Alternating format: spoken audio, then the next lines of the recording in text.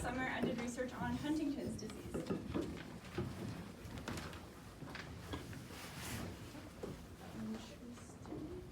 There we go. So to begin, what is Huntington's disease? It is a neurodegenerative fatal disease caused by a genetic mutation. This genetic mutation produces a toxic protein leading to damage and dysfunction in neurons.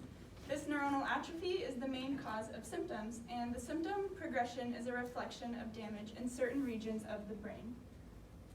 The most notable symptom of Huntington's are the motor symptoms, namely chorea, which is an uncontrollable writhing movement. These motor symptoms onset around the age of 35 at the peak of one's life, and are oftentimes the reason for diagnosis as they start to notice the inability to control their fine motor movements.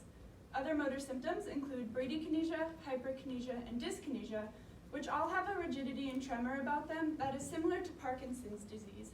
So in order to really describe what's going on in this complex Huntington's disease, I like to describe it as a combination of Parkinson's, Alzheimer's, and schizophrenia, because prior to these motor symptoms, you have the onset of cognitive symptoms, which are similar to those seen in Alzheimer's, such as slower rates of mental processing, indecision, and difficulty maintaining attention. With the onset of these cognitive symptoms, you also have widespread personality changes, including impulsivity, apathy, inappropriate behavior, irritability, depression, anxiety, and aggression. And these cognitive and psychological symptoms onset in a very subtle manner, and patients oftentimes don't notice these changes within themselves. But when they're impulsive and acting inappropriately, their family or workplace environments notice these changes, and it can have really devastating consequences for them. They onset 10 years before the motor symptoms as well, so oftentimes they go unnoticed and undiagnosed. So the motor symptoms are the most studied aspect of Huntington's and are known to be caused by degradation in an area of the brain called the striatum. The striatum is a key input to a motor movement pathway called the basal ganglia, which regulates your motor movements. So here you see the striped region is where the striatum is, and this is the brain of a normal human. And on the right you see someone with Huntington's disease. Up to 90% of the striatum has been degraded, resulting in an inability to control their fine motor movements, producing that uncontrollable writhing movement called chorea. And it's exaggerated by these large ventricles here. So we know that this is the main cause of the motor symptoms in Huntington's, but what we don't know is what early changes in the brain are leading to the observed psychological symptoms. So this is what we've decided to focus on. Like I said before, impulse control, motivation, and risk-taking are psychological symptoms of Huntington's, and they're also influenced by levels of dopamine signaling in the mesolimbic cortical circuit. And so that's the pathway that we decided to look at. The mesolimbic dopamine pathway is related to reward, and dopamine is synthesized here in the ventral tegmental area, which sends projections to a variety of regions in the brain, namely the nucleus accumbens and anterior cingulate cortex. Here you see these structures pictured in a mouse brain. And we use mouse models in research because it can be really useful to detect how the disease is progressing and impairing functionality of the brain. So this mouse, there's a caption at the bottom, but it's the N17182Q mouse, which is the most popular model used in Huntington's. On the left, you see a normal, happy control mouse, and on the right is a mouse that has been genetically modified to have the human Huntington gene.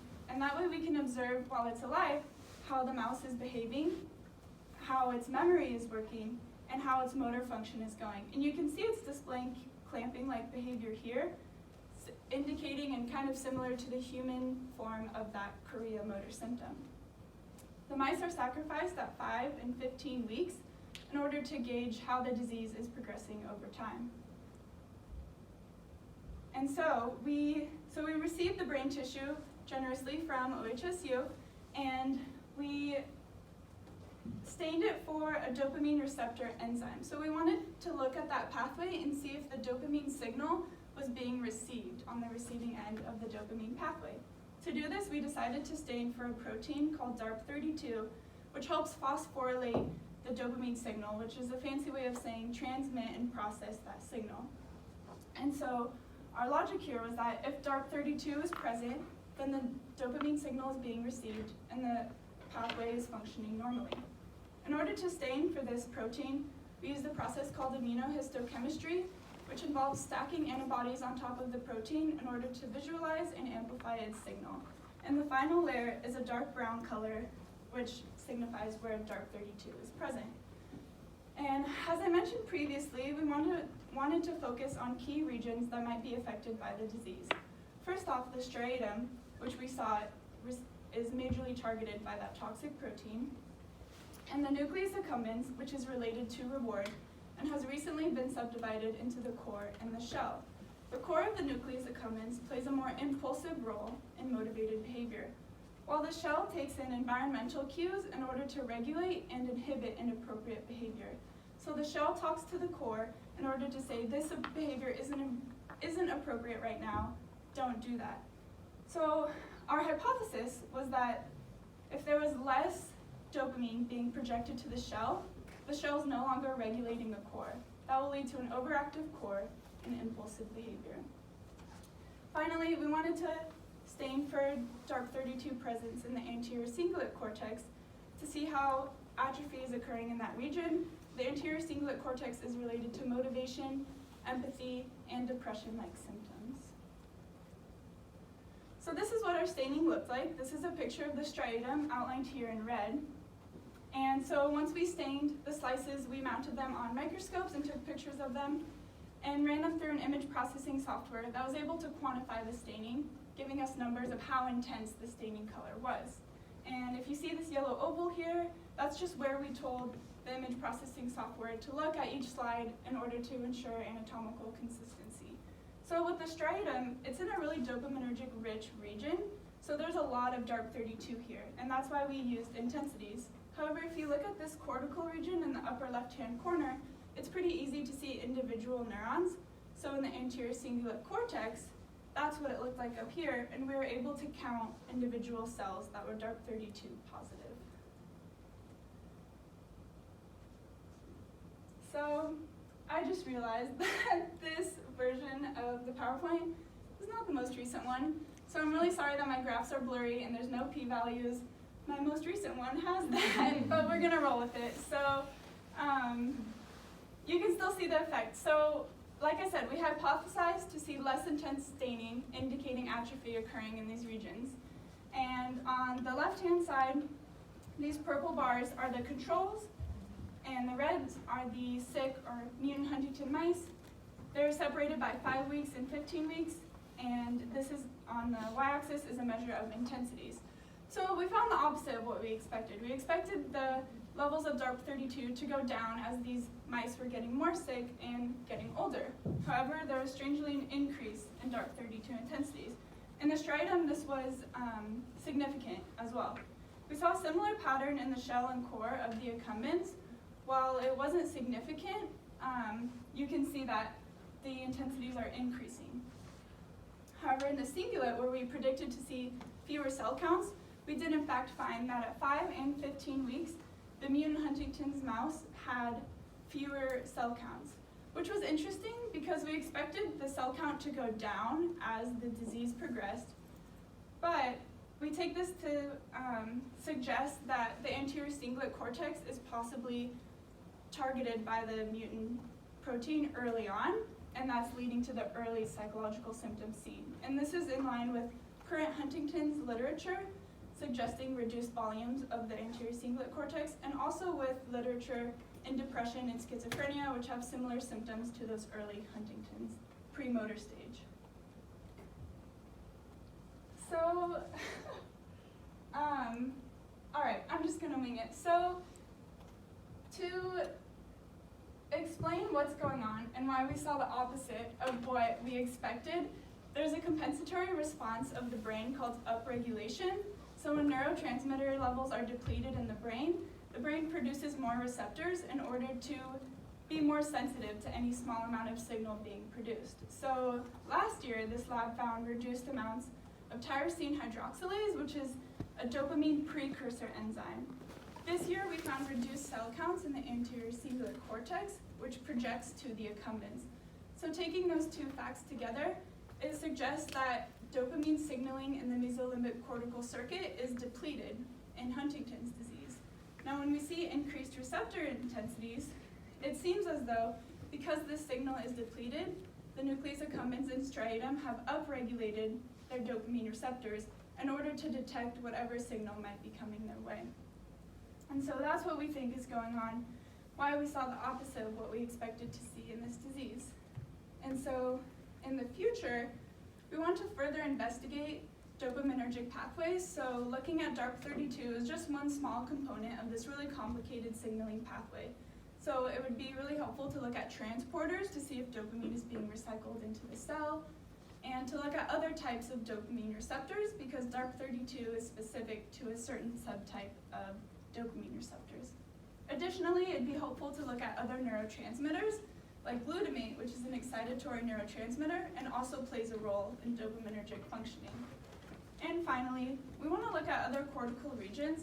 As it appears the anterior cingulate cortex was really affected by this toxic protein, I'd be interested to see what other regions of the cortex is also affected and how those could be leading to the variety of psychological symptoms we've observed. And it's important to know how these early changes are occurring in the brain and how the toxic protein is manifesting in order to help these patients get an earlier diagnosis and help better manage their imminent personality changes. And I had a thank you slide, but huge thank you to Dr. Mark Pitzer for letting me work on this project. I learned a ton. Big thank you to Julia Norton, who is the best lab partner ever and currently living it up in Spain. And then big thank you to Dr. Simmons, who went through round and round and round of feedback with me, but it was all super helpful, so couldn't have done it without you guys. Thank you.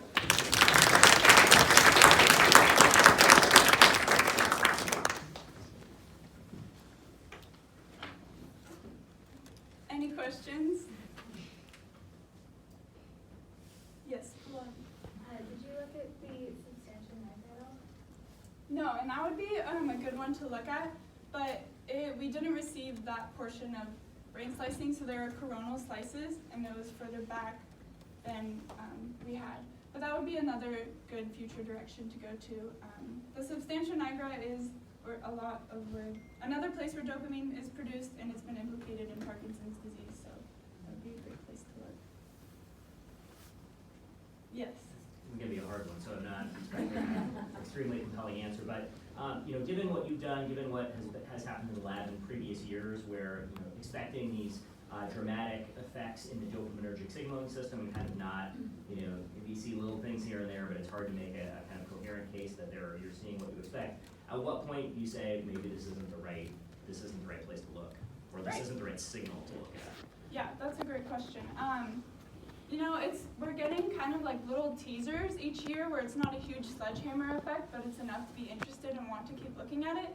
But I think that's also a good reason to switch to a different neurotransmitter as well. I think next year we're hoping to look at glutamate because glutamate plays a big role on dopamine signaling as well, and it's hard to kind of put it in a box and say, oh, it's just this DARP32 when it's interacting with all these other pathways and circuits in the brain.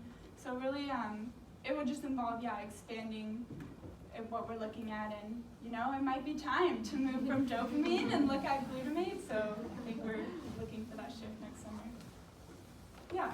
Is there a reason why it's 5 weeks and then 15 weeks, given that this is a degenerative disease, and longer, if you extended it out further, you might see some more effects? I'm sure there's a reason. Yeah, that's a good question. So it is because it progresses, and the animals are really sick by the time they're at 15 weeks. And I brought this up to someone.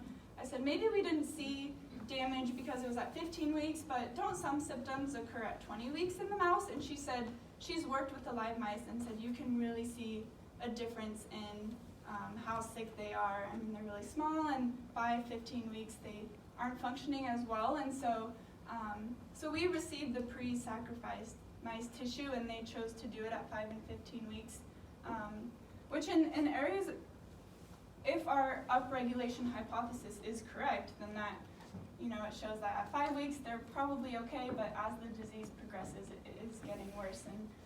And so that helps us also look at it in a mouse model to see at different stages how is it going, because in a human, unfortunately, we can't really just take them out at different times of the disease progression. Yeah. What a 15-week-old mouse, how old is the human? Right, so So it's years in humans, so symptoms onset in a human around 35. And at 15 weeks, it's about symptom onset. Maybe it's more like 10 to 12. So I would say about 35 to 40 years old would be the 15-week-old mice. And it's really, as the disease progresses in humans, it's really a dramatic effect. If you look into more Huntington's disease, people get stopped on the street because people think they're drunk, but really they just don't have the ability to control their fine motor movements.